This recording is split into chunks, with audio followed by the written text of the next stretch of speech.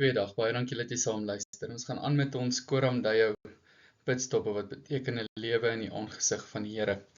Vandag kom ons by die subtema jou werk en sy eer. Kom ons kyk daarna.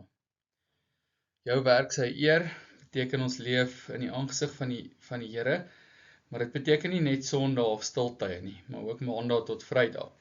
In vergaderings, op die plaas, in jou huis, by die skool of in ons werk, waar ook al ons is, leef ons voor die aangesig van die Here en moet ons hom ook verheerlik. Kolossense 3 vers 23 leer, wat julle ook al doen, doen dit van harte soos vir die Here en nie soos vir mense nie. Ons werk kry 'n nuwe betekenis wanneer ons dit besef. Ons werk nie net vir 'n baas nie, ons werk nie net vir 'n salaris nie, ons werk ook vir die Here. En ons moet die Here ook verheerlik in ons werk. Wat julle ook al doen, doen dit van harte soos vir die Here. So die Here leer vir ons, die manier wat hy wil hê ons moet werk en dinge doen, is van harte, met ander woorde voluit, met ons totale toewyding, heeltemal committed aan wat ons moet doen, en wat ons doel daarvoor moet wees, is om die Here te verheerlik, en sy naam groot te wees, 'n lig te wees vir almal rondom ons. Ons kyk nou nog 'n vers, is 1 Korintiërs 10 vers 31, of julle eet of drink of enigiets doen, doen alles tot eer van God. Dit verander hoe ons werk, met ander woorde met integriteit, selfs as niemand kyk nie, want my maatstaf raak nou anders. Wat ook al ek doen, wil ek die Here in verheerlik. So, het gaan nie soseer eers oor kyk iemand nie, maar verheerlik ek die Here. Met toewyding, selfs wanneer dit moeilik raak, en met vreugde, omdat ek weet dit vir God is, en ek in my nuwe karakter en identiteit in Jesus, hom wil verheerlik in alles in my lewe. Kom ons sluit af met hierdie vers wanneer die Here die mens skep, Genesis 2 vers 15, die Here het die mens geneem, en hom in die tuin van Eden geplaas om het te bewerk en te bewaak, so gedagtevorming van die vers. Kyk na 'n paar goed, van die begin af het God die mens geroep, om te bewoon en te bewerk, nie net die aarde nie, maar alles wat hy aan ons toevertrou. Met ander woorde, hy maak ons rentmeesters, van alles wat hy ons roep om te bestuur.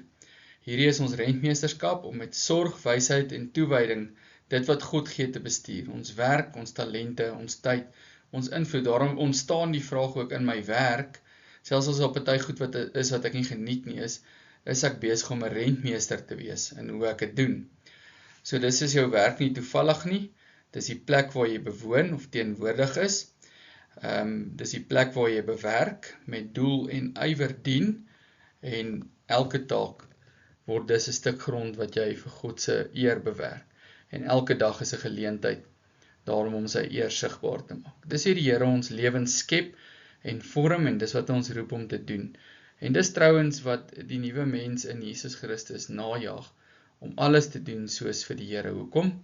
Want dis nie meer ek wat leef nie, maar die Here wat in en deur my leef, en ek gaan hom in alles wat ek doen, dink en sê verheerlik. Selfs in hoe ek my werk doen in die moeilike tye, in die ongemaklike tye, in die vreugdevolle tye, in enige tyd, is ek altyd besig om die Here se eer te soek.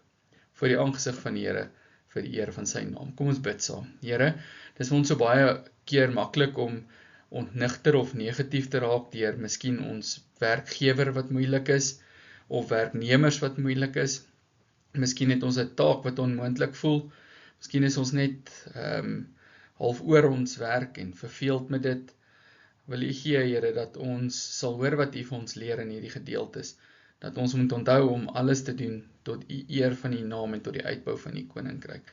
Daarom gee ons nuwe eer, of nuwe ywer, Vader, om in ons werk U te eer. Alles wat ons dink, doen en sê in Jesus se naam. Amen.